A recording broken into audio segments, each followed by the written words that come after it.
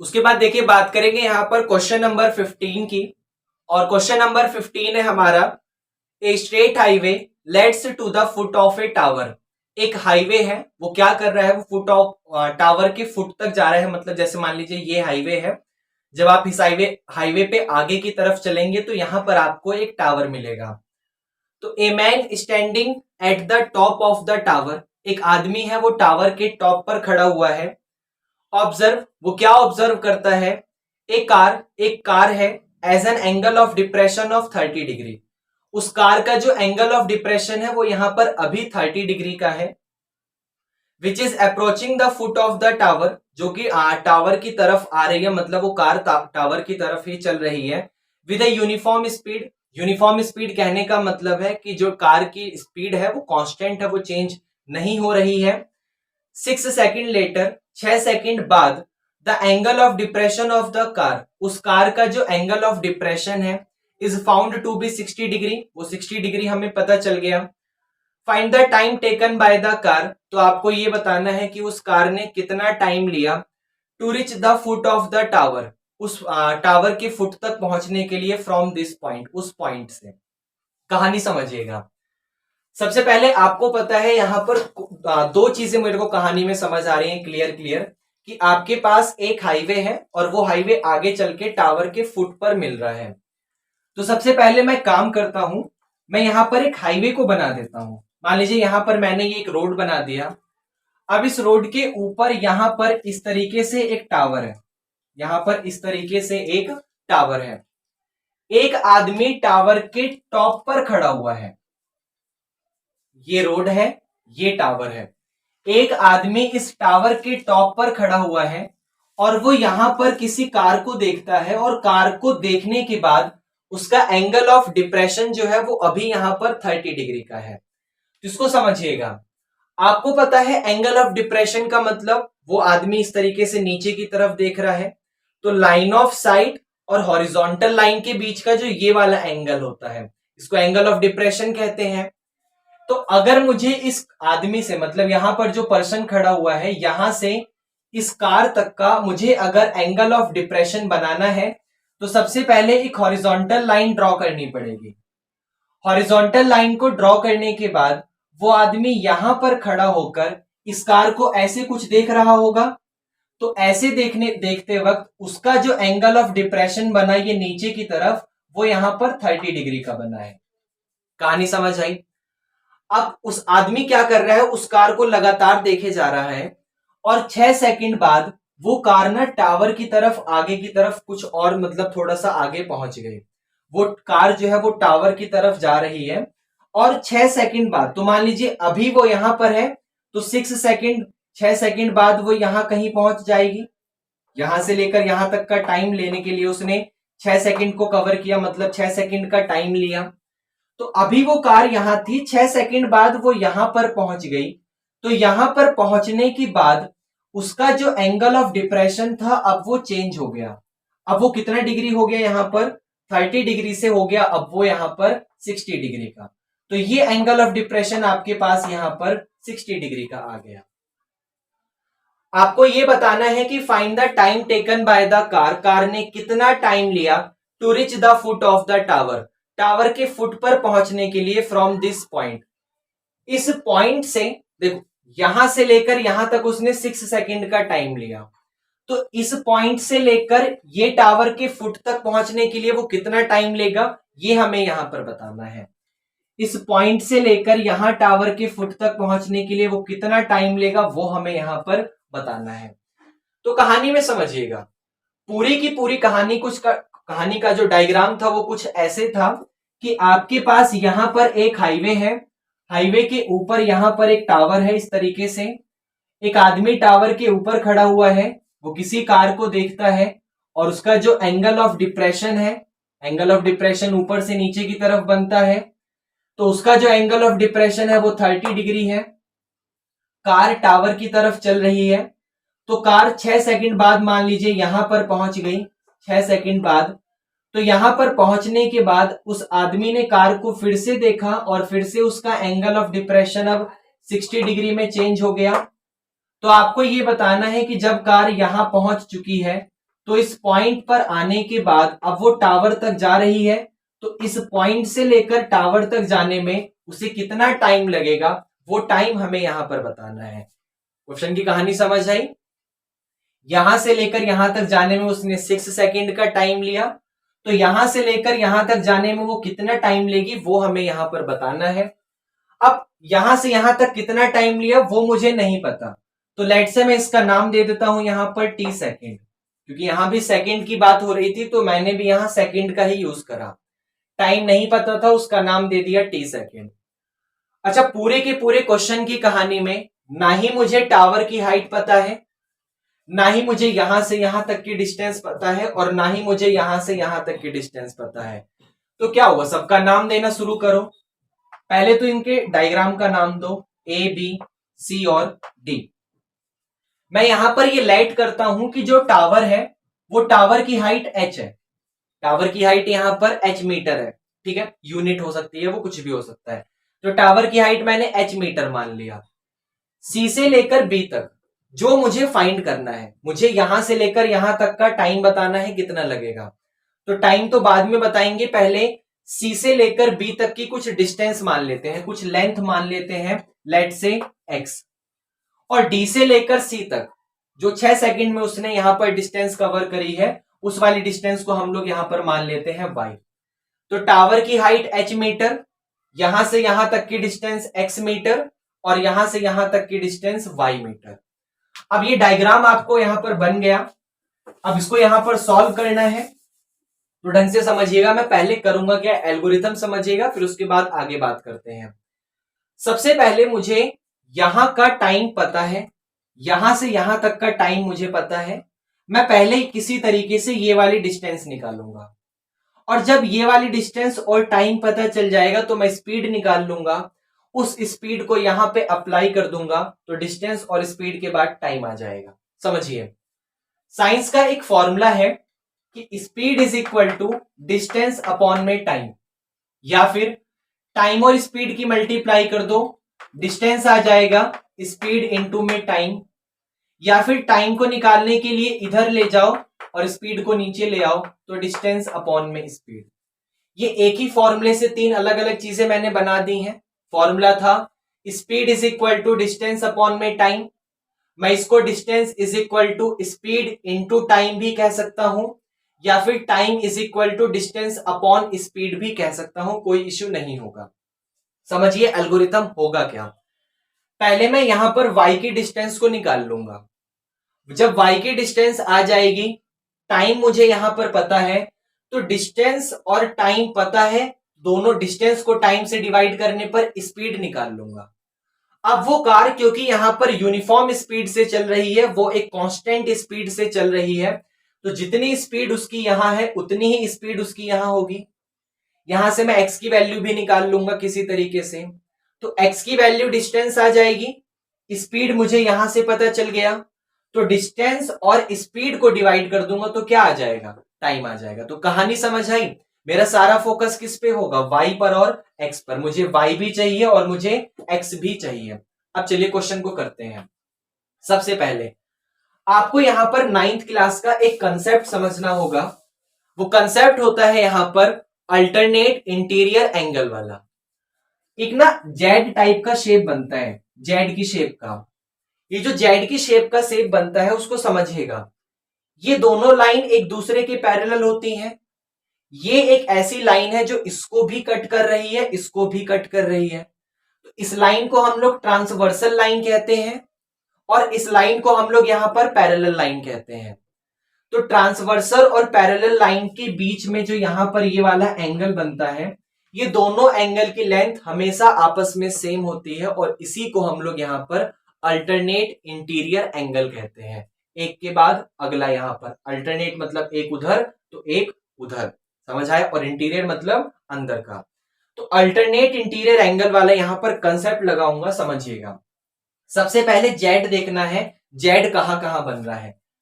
तो पहले एक तो ये दिख रहा है मुझे, उसके बाद ये दिख रहा है मुझे, और उसके बाद ये दिख रहा है मुझे। तो यहां पर अगर एंगल 30 है तो जेड अल्टरनेट की वजह से ये वाला एंगल भी 30 हो जाएगा, ये वाला एंगल भी 30 हो जाएगा। अगर यहां पर ये पूरा का पूरा एंगल 60 है तो जेड आपके सामने बन रहा है, तो ये वाला एंगल भी कितना हो जाएगा 60। अगर ये वाला एंगल 30 था तो ये वाला एंगल भी 30 आ जाएगा, और अगर ये पूरा का पूरा एंगल 60 था तो ये वाला एंगल भी यहां पर 60 आ जाएगा। कहानी समझ आई? अब उसके बाद यहां पर क्या होगा समझिएगा। आपको पता है मुझे यहां पर जितने एंगल पता होते हैं मैं उन सारे के सारे ट्रायंगल्स को पकड़ता हूं। जैसे एक तो मुझे यहां पर 60 डिग्री वाले का पता है और एक मुझे यहां पर 30 डिग्री वाले एंगल का पता है, तो दोनों ही ट्रायंगल को पकड़ो। जैसे पहले बात करूंगा 60 डिग्री वाले एंगल की। ये 60 डिग्री वाला एंगल किस ट्रायंगल में बन रहा है? ए, बी और यहां पर सी। तो सबसे पहले मैं बात करूंगा यहां पर इन ट्रायंगल एबीसी में। सबसे पहले बात करूंगा ए, बी और सी में। तो थोड़ा सा सोचो, एंगल यहां पर बन रहा है, एंगल के सामने ये वाली साइड कितनी है? परपेंडिकुलर। ये वाली साइड कितनी है? परपेंडिकुलर। मतलब आपको पता है ना, थीटा के सामने परपेंडिकुलर बनता है, नीचे बेस बनता है। तो आपको एंगल पता है, एंगल के सामने वाली साइड परपेंडिकुलर पता है, और उसी के नीचे वाली साइड यहां पर बेस पता है। तो सोचो वो कौन सा ट्रिग्नोमेट्रिक फंक्शन है जहां पर परपेंडिकुलर और बेस आता है? वो फंक्शन है tan। तो मैं यहां पर tan फंक्शन का यूज करूंगा। tan theta is equal to perpendicular upon में बेस। अच्छा, थीटा कितना है यहां पर? 60 डिग्री। थीटा कितना है? 60 डिग्री। तो tan 60 degree is equal to perpendicular की लेंथ कितनी है यहां पर? h, क्योंकि मैंने उसका नाम दिया है h, मुझे नहीं पता था। और सिर्फ इस वाले बेस का नाम कितना है यहां पर? x। t तो टाइम बता रहा है ना, यहां से लेकर यहां तक की डिस्टेंस का नाम तो मैंने x दिया हुआ है, तो डिवाइडेड बाय x। अब tan 60 की वैल्यू क्या होती है? √3 इज इक्वल टू h और डिवाइडेड बाय x। इसके नीचे 1 मान के क्रॉस मल्टीप्लाई करा, तो 1 की h में करोगे तो ये आ जाएगा यहां पर h बन जा h, और इज इक्वल टू x की √3 में करोगे तो x √3। ये आपके सामने यहां पर फर्स्ट कंडीशन आ गई। अब उसके बाद इस 30 डिग्री वाले को पकड़ो। ये 30 डिग्री वाला एंगल किस ट्रायंगल में बन रहा है? तो ये बन रहा है, इस वाले को तो लेना नहीं है क्योंकि हमें तो टावर के साथ काम करना है। तो 30 डिग्री वाले जो ट्रायंगल है उसका नाम है ए, बी और डी। ये पूरा का पूरा ट्रायंगल आपके सामने यहां पर 30 डिग्री वाले का काम करेगा। तो मैं बात करूंगा इन ट्रायंगल ए, बी और डी में। इन ट्रायंगल ए, बी और डी में, तो एबीडी वाले में यहां पर फिर से ध्यान से समझना, आपको एंगल पता है 30 डिग्री। 30 डिग्री के सामने वाली साइड ये पूरी की पूरी परपेंडिकुलर है, और ये पूरा का पूरा आपके सामने बेस है। क्योंकि सोचो ना, बेस तो तब मिलता है ना जब आपको पॉइंट से लेकर उस परपेंडिकुलर तक की लेंथ पता होती है। तो यहां से लेकर यहां तक की लेंथ अकेली y नहीं है और अकेला x नहीं है, यहां से लेकर यहां तक की लेंथ आपके पास क्या है? पूरा का पूरा y भी और x भी, मतलब y प्लस x। तो फिर से मैं बात करने वाला हूं tan फंक्शन की। tan फंक्शन का रेशियो होता है परपेंडिकुलर अपॉन में बेस। अच्छा, थीटा की जगह क्या पुट करूंगा? 30 डिग्री। तो ये हो जाएगा यहां पर tan 30 degree is equal to perpendicular मतलब ये, तो इसकी वैल्यू कितनी है? हाइट यहां पर क्या नाम दिया है मैंने? h। और बेस तो पूरा का पूरा, मतलब ये y भी और ये यहां पर x भी, तो बेस का नाम दे दिया मैंने y प्लस x। अब tan 30 की वैल्यू क्या होती है? 1 अपॉन √3, और ये लिखा हुआ है h अपॉन में y प्लस x। अब क्रॉस मल्टीप्लाई कर दो, तो क्रॉस मल्टीप्लाई करते वक्त y प्लस एक्स की 1 में करो तो y प्लस एक्स आ जाएगा, h की √3 में करोगे तो h √3 आ जाएगा। अब समझिएगा, मेरे को y का टाइम पता था, x का टाइम निकालना था, तो y और x की जरूरत है। किसका यूज मैंने नहीं किया इसमें? h का, क्योंकि देखो ना, y का डिस्टेंस निकालना है, फिर इसकी हेल्प लेकर इस क्वेश्चन को फाइंड करूंगा, x का टाइम निकालूंगा, ऐसा कुछ काम चलेगा। तो एक काम करो, यहां पे h की वैल्यू जो x √3 है उसको उठाकर यहां पुट मत करो, आप क्या करो, आप यहां पे x की वैल्यू निकाल लो, क्योंकि जब आप x की वैल्यू निकाल लोगे तो आपके पास यहां से लेकर यहां तक की डिस्टेंस आ जाएगी। समझ रहे हो?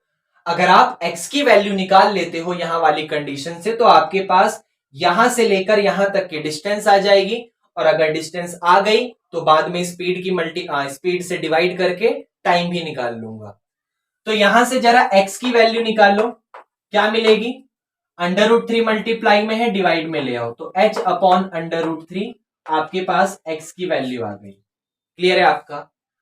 अब इस x की वैल्यू को उठा के यहां पुट कर दो, y भी आ जाएगा। जैसे समझिएगा, y प्लस x की जगह क्या लिखा हुआ है, h अपॉन √3 और इज इक्वल टू h √3।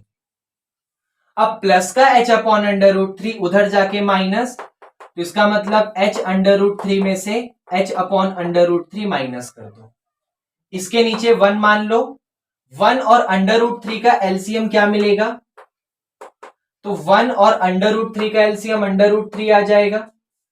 अब √3 को 1 से डिवाइड करोगे, पता है ना एलसीएम में पहले डिवाइड फिर मल्टीप्लाई, तो √3 को 1 से डिवाइड करोगे √3 और उसी की मल्टीप्लाई √3h में होगी, तो √3 और √3 3 हो जाएगा और ये h एज इट इज रहेगा। फिर √3 से √3 कैंसिल हो गया, ऊपर वाला h बचा। अब 3h में से h गया तो 2h अपॉन में √3 आपके पास y आ गया। मतलब मैंने क्या करा, यहां से यहां तक की डिस्टेंस भी निकाल ली और यहां से यहां तक की डिस्टेंस भी निकाल ली। ये वाली डिस्टेंस कितनी है, y, और y की वैल्यू क्या है, 2h अपॉन √3। ये वाली डिस्टेंस कितनी है, x, और x की वैल्यू क्या है, h अपॉन √3। तो मेरे पास यहां पर दोनों की दोनों ही डिस्टेंस आ गई हैं। अब मैं यहां पर इन फॉर्मूला का यूज करूंगा। जैसे समझना, मैं बात करूंगा यहां से लेकर यहां तक इस y वाले के लिए। अगर मैं यहां से यहां तक, देखो क्या क्या चीजें पता है, यहां से यहां तक में डिस्टेंस पता है y, और यहां से यहां तक में टाइम पता है 6। तो डिस्टेंस और टाइम पता है, और अगर स्पीड निकालना है तो स्पीड निकालने के लिए डिस्टेंस और टाइम को डिवाइड कर दूं, तो distance of DC divided by time of DC. तो सीधा मैं पुट करता हूं, डीसी का डिस्टेंस कितना है y, और y की वैल्यू कितनी है 2h upon √3 divided by DC का टाइम कितना है 6, तो डिवाइडेड बाय आ जाएगा 6। अच्छा सोचो, 6 के नीचे कुछ नहीं लिखा, 1 मान लो। अब वो सुना है सबसे नीचे सबसे ऊपर बीच वाला, तो 1 की मल्टीप्लाई 2h में होगी, तो यहां पर 2h और डिवाइडेड बाय 6 की मल्टीप्लाई √3 में होगी, तो 6 √3। 6 को 2 से उड़ाओगे तो आपके पास आ गया h अपॉन में 3 √3। ये आपके पास यहां पर उसकी स्पीड आ गई। अच्छा, जो स्पीड यहां पर है वही स्पीड यहां होगी, क्योंकि क्वेश्चन वाले ने एक वर्ड यूज करा है यूनिफॉर्म। अब यहां पर आपको क्या क्या पता चल गया, सीबी के पास क्या क्या पता चल गया, सीबी के पास एक तो डिस्टेंस पता है x, h अपॉन √3, और अभी अभी आपने स्पीड बता दिया h अपॉन 3 √3। तो अगर डिस्टेंस को स्पीड से डिवाइड कर दो तो टाइम आ जाएगा ये वाला।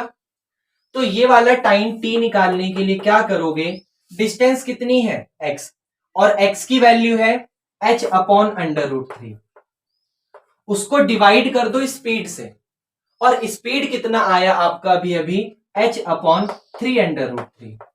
तो √3 से √3, h से h कैंसिल, जो सबसे नीचे 3 था वो सबसे ऊपर चला जाएगा, तो टाइम आपका 3 सेकंड आ गया, क्योंकि यूनिट मैंने यहां पर सेकंड में ही ली थी। तो क्या क्वेश्चन नंबर 15 की कहानी आपको समझ आई?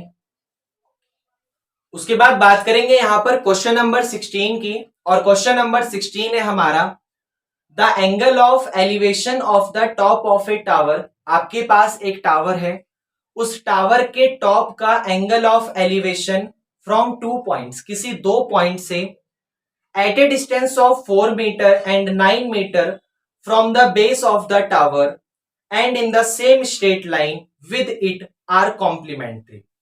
कहानी समझिएगा, आपके पास एक टावर है और 2 पॉइंट्स हैं, उन दोनों पॉइंट्स से टावर के टॉप का जो एंगल ऑफ एलिवेशन है वो आपके पास यहां पर कॉम्प्लीमेंट्री है।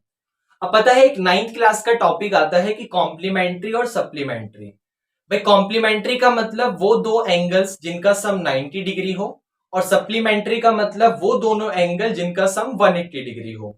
तो यहां पर आपके पास दो पॉइंट है, तो दो पॉइंट होने का मतलब उन दोनों पॉइंट से जो एंगल ऑफ एलिवेशन बना होगा उसका सम कितना आएगा यहां पर कॉम्प्लीमेंट्री मतलब सम कितना आएगा 90 डिग्री। अब वो दोनों के दोनों पॉइंट्स टावर से कितने डिस्टेंस पर है, तो जो फर्स्ट वाला पॉइंट है, जो पास वाला पॉइंट है वो 4 मीटर पर है, और जो दूर वाला पॉइंट है सेकंड वाला वो 9 मीटर की उस पर है।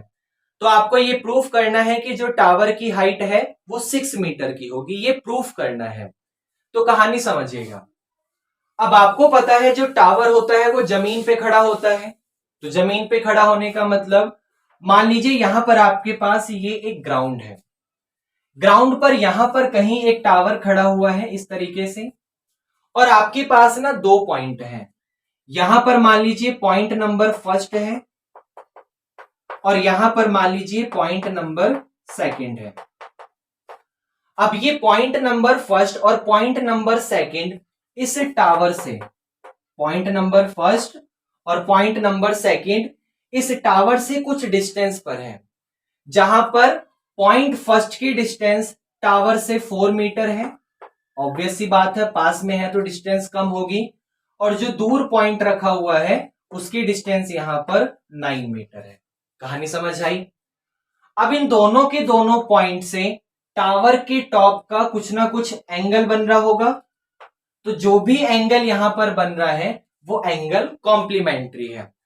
कॉम्प्लीमेंट्री का मतलब ये होता है कि अगर जैसे मान लीजिए आपके पास दो एंगल हैं, तो अगर उसमें से एक एंगल थीटा हुआ तो अगला वाला ऑटोमेटिक 90 माइनस थीटा हो जाएगा, क्योंकि दोनों का सम कितना आना चाहिए कॉम्प्लीमेंट्री।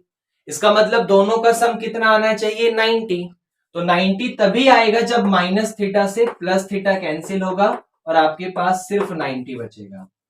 तो अगर किसी दो एंगल का सम कॉम्प्लीमेंट्री है तो याद रखिएगा अगर एक एंगल थीटा हुआ तो अगला वाला ऑटोमेटिक 90 माइनस थीटा।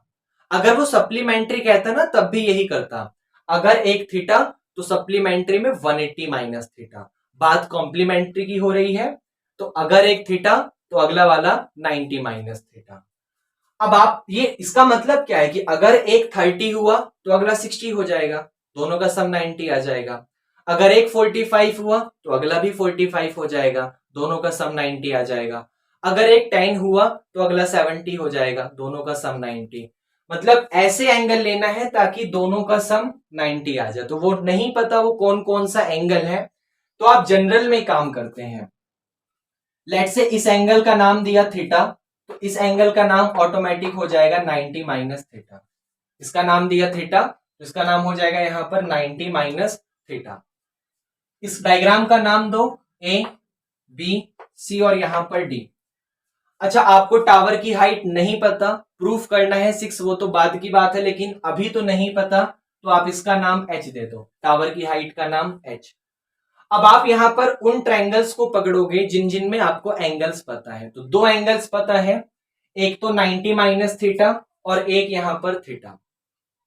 तो सबसे पहले मैं यहां पर इस वाले ट्रायंगल को पकड़ता हूं।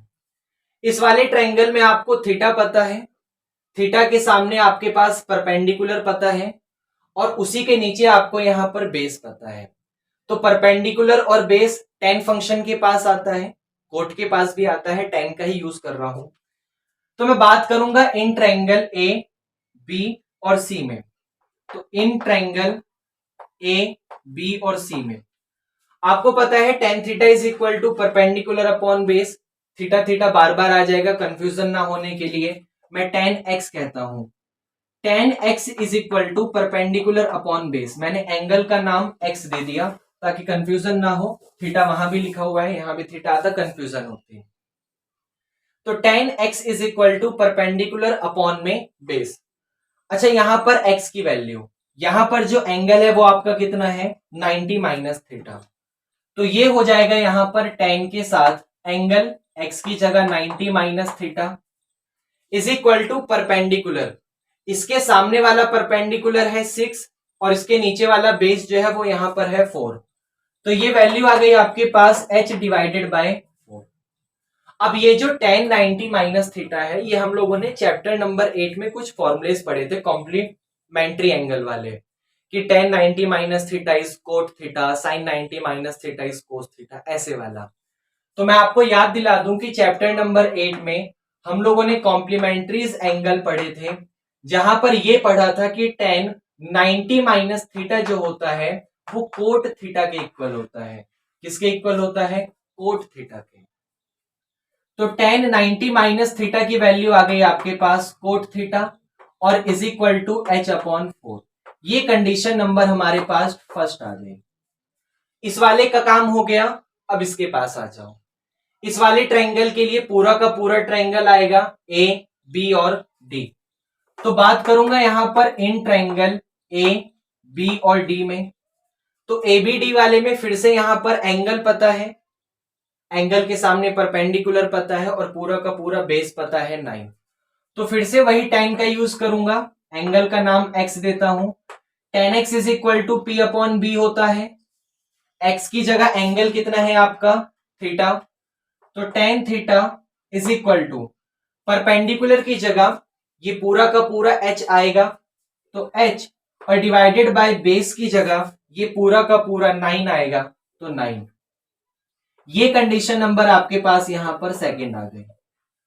अब उसके बाद आपको क्या करना है? h की वैल्यू निकालनी है, मतलब इस h की वैल्यू को निकालना है। तो h के अलावा इन दोनों को हटाना पड़ेगा, कोट थीटा और tan थीटा को हटाना पड़ेगा, तभी h की वैल्यू आपके पास आएगी।